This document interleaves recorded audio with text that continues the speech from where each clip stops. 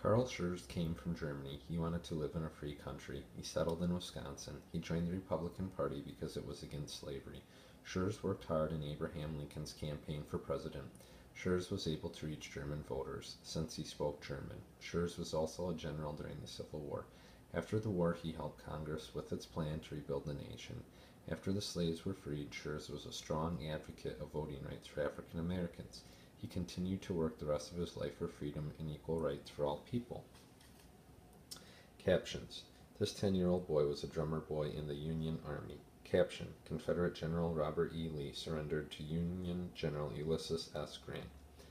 Women and children in the war. Wisconsin women and children helped the war effort. Women and children took care of the family farm while the men went off to fight in the war. Women went to work in mills and factories. Other women set up hospitals for soldiers. Cordelia Harvey set up a hospital in Wisconsin for wounded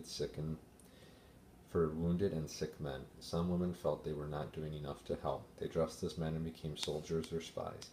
Most soldiers were at least 18 years old, but some younger boys also went to war.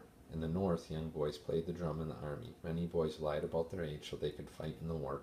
Later, the Confederacy passed a law allowing boys under 18 to enlist in the Army. Some boys as young as 11 fought in the battles. Many boys became homesick and scared during the war. They watched as men were wounded or killed.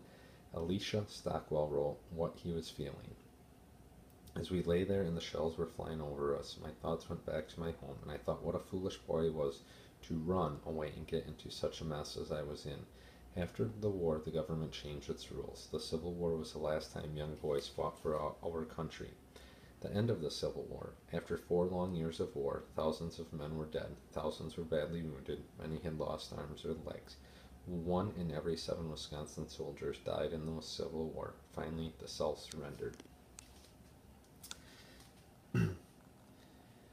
Wisconsin portrait. Vinnie Ream. Vinnie Ream was born in Madison. Her family later moved to Washington, D.C. during the Civil War. She visited the studio of a sculptor. Sculptors make statues.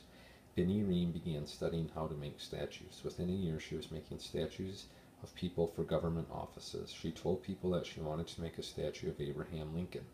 Lincoln heard about this and invited her to the White House to work on her statue. After Lincoln was murdered, Congress wanted to have a marble statue of Lincoln made.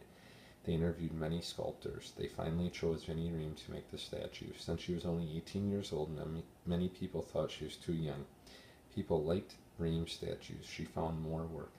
She earned her living making statues of famous Civil War heroes. Caption. John Wilkes Booth shot President Lincoln at a theater in Washington, D.C. The death of President Lincoln. President Lincoln was assassinated only days after the war ended. The president and his wife were watching a play at Ford's Theater in Washington, D.C. A man who had been a Confederate shot Lincoln.